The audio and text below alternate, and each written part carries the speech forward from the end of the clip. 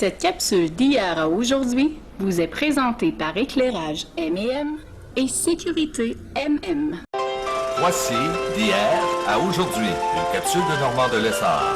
Normand nous présente des personnes ou des événements qui sont venus marquer notre passé en Beauce. Sur ce, bon visionnement.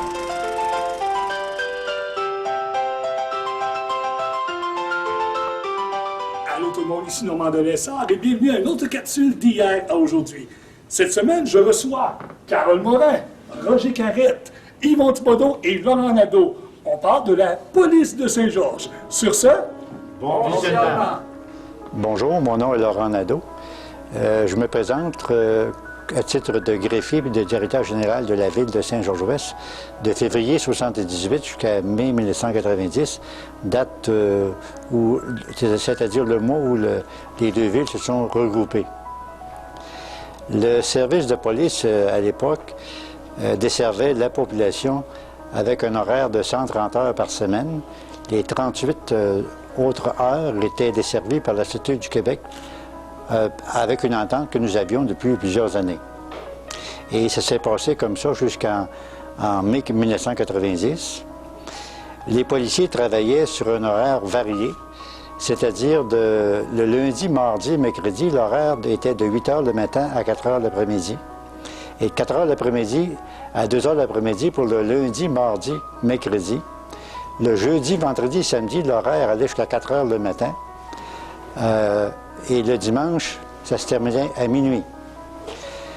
Et la patrouille est effectuée en solo pour tous les jours, à l'exception du jeudi, vendredi et samedi, entre 4 heures l'après-midi et 4 heures le matin. Le service de police opérait à l'Hôtel de Ville, actuellement où est situé le poste de police de la Sûreté du Québec, c'est-à-dire au 1506e avenue. Ils occupaient tout le sous-sol de l'Hôtel de Ville. Il y avait également deux cellules pour les prisonniers. Je voudrais mentionner également que nous n'avions pas d'accès à la Cour municipale de Saint-Georges pour les constats d'infraction. Lorsque les constats n'étaient pas payés, après un certain temps, il était remis un avocat que nous avions engagé pour que les billets soient transmis à la Cour supérieure de Saint-Joseph où un jugement était rendu et afin qu'on puisse collecter l'argent qui nous était dû, et ça pour tous les règlements municipaux, de même que pour les constats qui étaient mis en vertu du Code de la sécurité routière. Ça s'est passé comme ça jusqu'en mai 1990. Oui, bien sûr. En terminant, je voudrais remercier les maires des conseils municipaux avec qui j'ai travaillé, les conseillers municipaux, les conseillères, ainsi que le personnel et de même que toute la population avec qui j'ai eu une collaboration entière pendant tout le temps où j'ai été le greffier puis le directeur général de la ville. Alors, mon nom est Carole Morin. J'ai été directeur de police. J'ai travaillé à la Sûreté municipale de la ville de Saint-Georges de 1966 à 1997. Alors, au moment de mon embauche, c'était le directeur Lucien Poulin qui était là. Alors, on n'était pas nombreux, on était 3 policiers à ce moment-là. Qui était Il y avait Léane Leclerc qui était rentré un mois avant moi, au mois d'août. Et il y avait Claude Rodrigue et moi-même. Alors, le directeur était Lucien Poulin. Et on travaillait 60 heures semaine pour 56 piastres par semaine. Le salaire était bon. On vivait. On faisait l'épicerie, ça coûtait 18 piastres. Vous souvenez-vous, dans l'Ouest, qui était chef de police en même temps que vous? C'était M. Philippe Bureau, au moment que j'étais là. Philippe Bureau. Mais il y avait eu d'autres chefs de police avant, que je ne peux pas me rappeler de leur nom, là, qui étaient là. C'était M. Bureau. Parlez-moi de vos souvenirs. Vous avez plein de souvenirs à apporter avec vous. Ah, ce qui m'a frappé le plus, là, c'était au commencement, les policiers. Il y avait en 1925, il y avait M. Jeanne Nolette qui était embauché comme policier. Il travaillait 5 piastres par semaine. Alors, le 7 de novembre 1925, il était sur la liste de paye de la ville. Et aussi, le 9 de juin 1928, il y avait M. Albert Veilleux. Il avait été échevin. Il était forgeron, lui, Albert Veilleux. Il était dans la 120. Après ça, il y avait Ludger Fortin qui apparaît au 5 novembre 1928, et lui, il était gardien du pont. Il y avait un pont qui reliait un pont de bois, qui reliait les deux villes. Alors, il était gardien du pont. En 1930, il y avait Napoléon Bouc. Après ça, vous avez eu, il a démissionné, lui, 4 août. Ça, là, c'était Joseph Couture, Albert Réaume, le 5 août 1930. C'est plus vieux un peu. Moi, je ne l'ai pas connu. Mais de lire ça, là, ça fait des bons souvenirs. Après ça, il y a eu Élie Jacques. Élie Jacques aussi, qui était là en 1934, avec Édouard Rodrigue. Ça, c'était le père à Claude Rodrigue. Claude Rodrigue était aussi au début quand je suis entré en 1966. Et là, Lucien Poulain est arrivé, lui, en 1943. Il fournissait le logement, le téléphone, l'eau, l'électricité et le chauffeur. Il y avait 10 sur les taxes de commerce et de locataires qu'il collectait. Ça paye, ça. Pour rappeler les gens, le poste de police était sur la 2e avenue, au coin de la 121. Voisin du Café Royal. C'est ça. Et la cour municipale était également au premier niveau en haut. C'est vrai. Et en bas, c'était les camions d'incendie. Et il y avait 2 cellules également là. Et aussi... Pardon, M. Carole, les incendies étaient là. Oui. Et il y avait une espèce de code pour les incendies. Parlez-moi-en rapidement. Un coup, c'était dans l'Est, dans l'Ouest. Oui, ça, on faisait partir la sirène dans la caserne d'incendie, dans l'Est, ça. C'était dans l'Est, ça. Parce que les cellulaires... C'était une clé qu'il y avait au mur, à Canne-Boîte, et il y avait un affiche qui marquait les coups. Dans le secteur ouest, c'était là. Au Bar-Galion, c'était ça. À la station, c'était tant de coups. Ça allait jusqu'à 6 coups. Et là, on faisait partir, on écoutait un coup. On disait oui. Quand il ventait, bien là, on ne savait plus trop, mais ça arrivait des fois qu'on se trompait. Puis les pompiers s'en allaient à l'autre endroit. Et là, on avait une discussion, on se faisait parler, là. C'était nous autres à partir. C'est une bonne anecdote. Oui. Alors, la première journée, je reviens à la première journée que j'ai faite. Moi, j'avais commencé à travailler, il était 1h de l'après-midi. Et Lucien Poulain, il dit, tu vas aller avec Cochrane, c'était la maison funéraire, tu vas aller porter un gars à Saint-Michel-Arcan, à l'hôpital à Québec. Ça fait que là, il nous rouvre la porte de la cellule. La porte, vu que les cellules étaient, il y avait un gars dans la cellule. Il se sacrait, puis il battait sa main. Il appelait ça dans les bleus, dans ce temps-là. Il prenait de la boisson pour mal, ce gars-là. Et puis, ils ont dit, vous allez le descendre. Ça commençait vraiment à la rouer fort un peu, rouvre la porte, puis tout voulait se redire un peu. Couchez ça, ça suivait. Attachez ça, descendre ça. Ça allait pas. C'est tout le temps comme ça, la police, ça serait pas drôle. Alors, on va descendu, puis on était assis dans la voiture que Cochrane avait. C'était pour transporter mort, lui. Mais c'était pas grand en arrière, hein. Il y avait une place pour mettre la civière, puis un petit banc pour s'asseoir aux côtés. Le top n'était pas haut.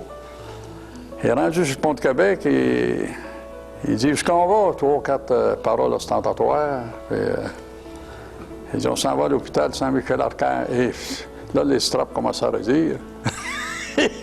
Il dit, il faut que les straps cassent ici, on est mort. Il dit, hey, on va pas dans ça, il dit à Cochrane, pêche à gasoline, il faut se rendre au plus maudit. Ça fait que finalement, c'était rendu. Mais ce gars-là, il l'avait arrêté parce qu'il avait une chaîne de ça, puis il prenait un coup pas mal. Puis il avait été chez sa mère, sa 2e avenue, puis elle ne voulait pas lui donner d'argent. Puis il avait décidé de couper la maison, lui. Ça fait qu'il l'avait arrêté pour ça. Alors, ça fut une demi-journée assez mouvementée. Mais par contre, il y en a eu d'autres, hein, parce que, je vais vous dire, les fins de semaine à la police Saint-Gauge, c'était pas facile trop. Il y avait beaucoup d'hôtels. Et puis, on y allait assez souvent. Et puis, on rentrait là, puis on ne savait pas si on allait sortir sur nos rames, hein. On rentrait au Grand Hôtel, là, puis l'hôtel était plein, et puis M. Garneau, c'était pas un nerveux, ça. Là, il disait, vous allez nous sortir, c'était ces dossiers-là, puis ça sort. Oui, M. Garneau. Là, on approchait de la table, la musique arrêtait, et là, c'était calme. On disait au gars, t'en viens. Il ne voulait pas. Là, il fallait commencer à tasser les chaises, là. Est-ce que vous aviez le droit d'appeler les policiers de l'Ouest qui viennent vous aider? Oui, mais ils n'étaient pas nombreux. Quand ils étaient là. Parce que vous m'avez dit tout à l'heure, avant l'enregistrement, j'ai bien aimé ça, il y avait une espèce de couvre-feu entre les policiers Ouest. Parlez-moi un petit peu. À Saint-Georges-Ouest, ça se terminait vers telle heure? Bien, ce qui arrivait, en tout cas, en ma mémoire, c'est que dans le secteur ouest, il n'y avait pas de police la nuit. Alors, les policiers étaient obligés de traverser dans l'ouest, quand ça forçait. Et on a travaillé ensemble plus tard. On travaillait ensemble, mais c'était tout un événement, ça, cette affaire-là, là. Assez qu'à un certain moment donné, le Conseil m'a fait une résolution, m'a remis une résolution en demandant aux policiers de ne plus aller dans le secteur ouest. Ah! La nuit, là, ça appelait, là, puis la personne criait au meurtre, ils appelaient la Sûreté du Québec. Et là, moi, j'avais à faire appliquer ça aux policiers. Là. Vous allez écouter, là, c'est sérieux, là, c'est le Conseil qui parle. On se fait tout clairer si c'est pas respecté. Moi, avec. Il y avait une ligne sur le pont, si on peut dire. Ah, ça, c'est après.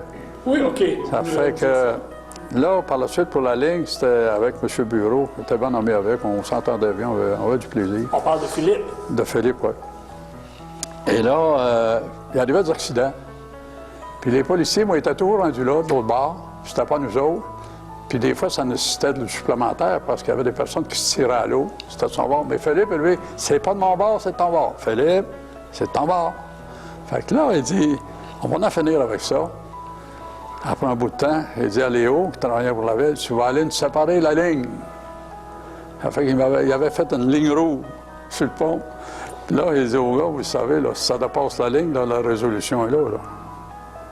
C'est une question de renvoi. Puis là, ça faisait de la discussion. Pas le droit de faire ça, c'est ça, mais il avait le droit de le faire.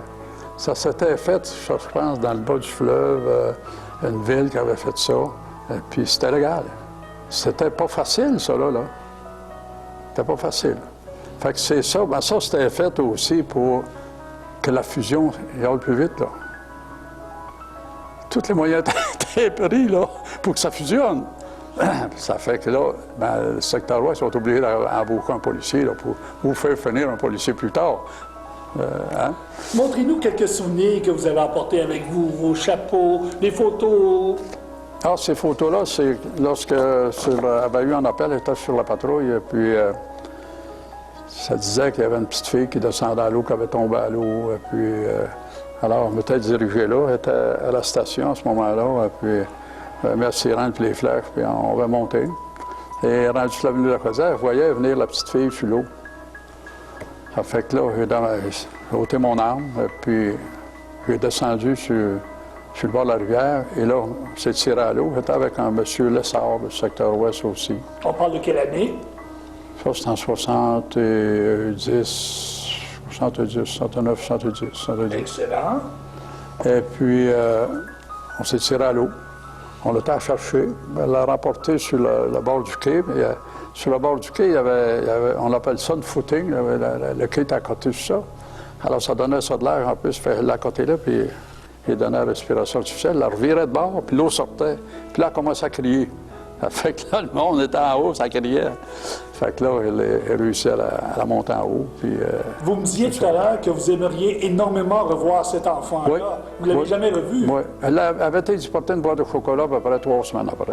Alors, puis si l'enfant se reconnaît, si quelqu'un de la famille se reconnaît où on se parle, qu'on communique avec vous, ça serait vraiment intéressant de faire une retrouvaille. La dernière fois, j'ai su qu'elle était à Brickeville, mais ben longtemps de ça. Là, je ne sais pas ce qu'elle est rendue, je ne sais pas.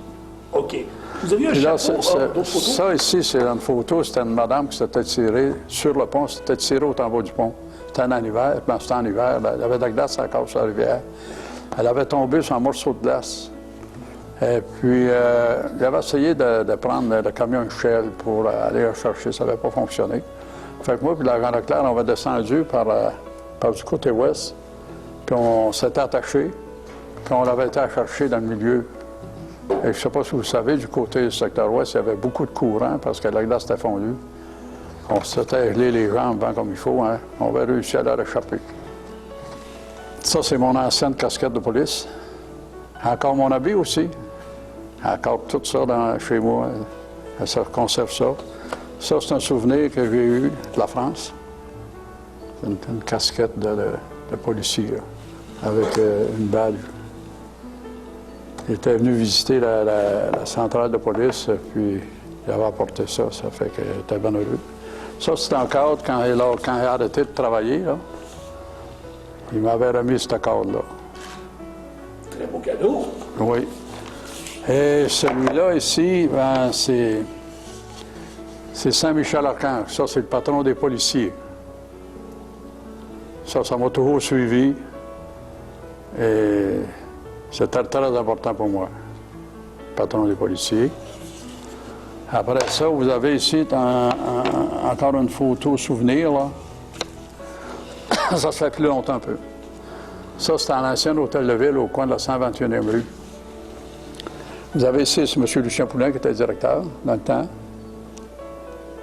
Vous avez M. le maire Poirier, dans le temps qui était maire.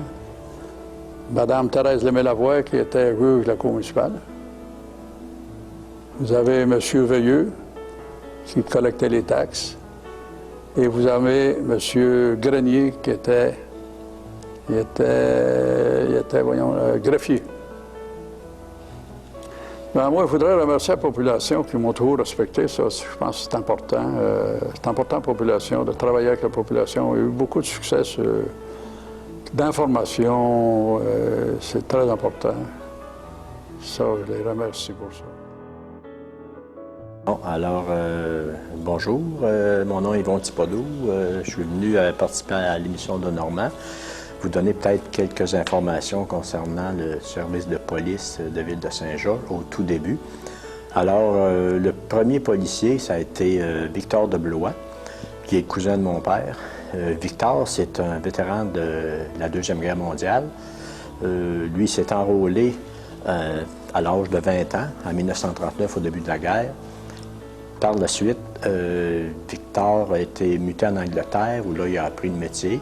Il est revenu au Canada par la suite et on le retrouve au Nouveau-Brunswick, où il était instructeur. Et un peu plus tard, il est retourné en Europe. Là, il a participé au débarquement de Normandie en juin 1944, 6 juin 1944. Par la suite, quand il est revenu à Saint-Georges en 1945, on m'a dit que le maire de l'époque, qui était M. Ludgédion, lui a demandé de devenir policier. Et Victor a accepté.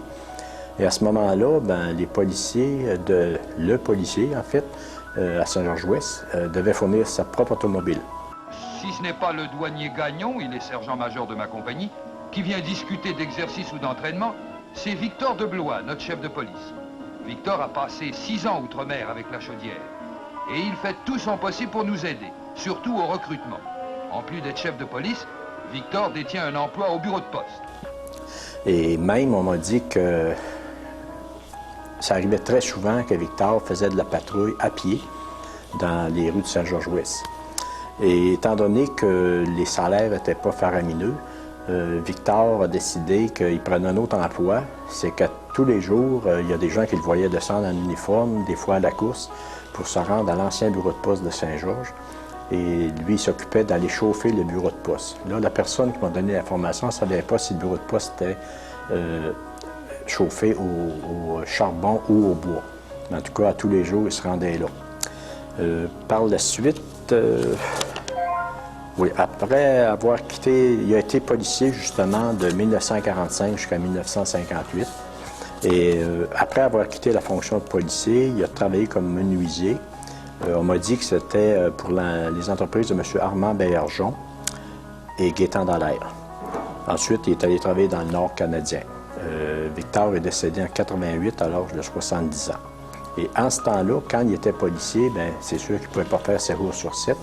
Il y avait un remplaçant qui s'appelait M. Gaston Morin. Alors, c'est un petit peu la rétrospective de la carrière de Victor de Blois, le caporal. Bonjour, je suis Roger Carrette, j'ai été maire de cette ville de 1994 à aller jusqu'à 2009, avec grand plaisir, puis avec belle collaboration d'à peu près toute la communauté. Je vais vous dire quelques souvenirs que j'ai du corps de police de Saint-Georges, qui est l'objet de cette présentation aujourd'hui. D'abord, je voudrais vous exprimer que les administrations municipales que j'ai eu le plaisir de diriger étaient grandement satisfaites de l'administration du corps de police que nous avions. On avait l'avantage, non pas de contrôler les actions de la police, mais bien d'en déterminer les objectifs. À un moment donné, parmi les souvenirs que j'ai de ça, c'est qu'à un moment donné, on a dû changer. M. Morin nous avait signifié son intérêt de quitter ses fonctions dans un avenir plus ou moins rapproché. Et puis, on s'est mis au recrutement d'un successeur. C'est avec grand plaisir qu'on a engagé M. Hilaire Isabelle comme directeur de service de police. M. Isabelle était un peu en difficulté, non pas en raison de ses actions, mais en raison de certaines oppositions qu'il avait eues dans la manière dont celui-ci avait géré le fameux problème Matix à Montréal.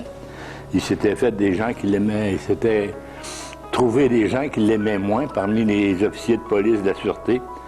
Maintenant, on a décidé de l'engager quand même, puis on n'a jamais regretté, malgré que des gens nous aient fait un peu de pression pour ne pas le faire. C'était notre problème, puis on l'a recruté sur la base des recherches de compétences qu'on avait pu faire. Ça, c'est un gros souvenir que j'ai du service de police de Saint-Georges. L'autre élément important, c'est qu'on a malheureusement assisté quelques années, quelques mois, j'ai envie de dire, après que nous ayons quitté nos responsabilités municipales à la fin du corps de police de Saint-Georges. À un moment donné, les municipalités avaient le choix de garder leur corps de police ou d'opter pour les services de la police provinciale. Ici, on a, comme d'habitude, pour les grands dossiers, on a mené une consultation publique. Elle fut officielle et rigoureuse. On a fait signer des registres. Les gens qui voulaient garder la police provinciale signaient un registre. Les gens qui voulaient changer de corps de police signaient un autre registre.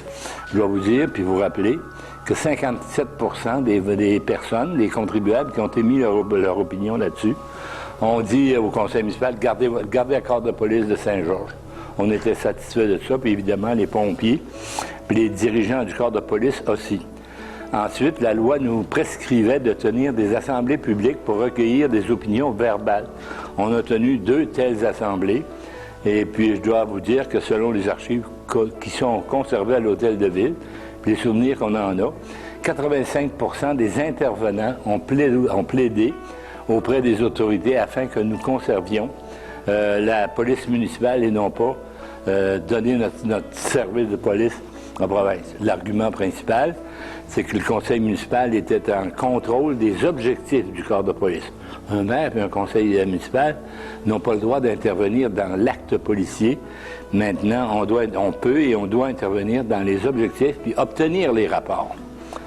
L'administration qui était responsable après que nous ayons quitté nos fonctions municipales a décidé, malgré le registre, malgré les séances d'information, ils ont décidé de changer de corps de police et de confier ce service-là au service externe.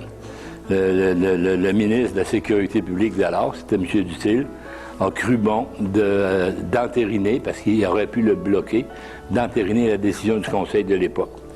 Voilà les souvenirs que je garde d'un excellent corps de police qui avait, sur le plan des normes de performance, atteint les sommets à peu près au Québec. Vous savez que la ville que nous avons connue, à partir de la fusion réalisée par les maires Busse puis le maire Gilbert, puis la première administration municipale de la ville fusionnée, celle de M. Lacasse, on a amené la ville, ces administrations-là, ont amené la ville de Saint-Georges dans les sommets à peu près de tout ce qui s'appelle qualité de vie, puis etc. Très satisfait.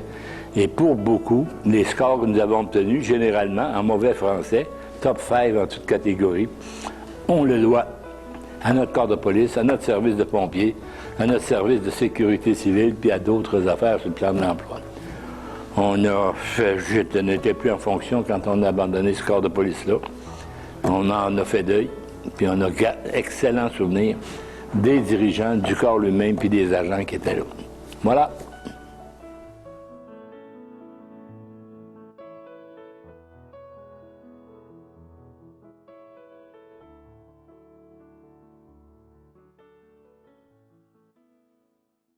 Cette capsule d'hier à aujourd'hui vous a été présentée par Sécurité MM et Éclairage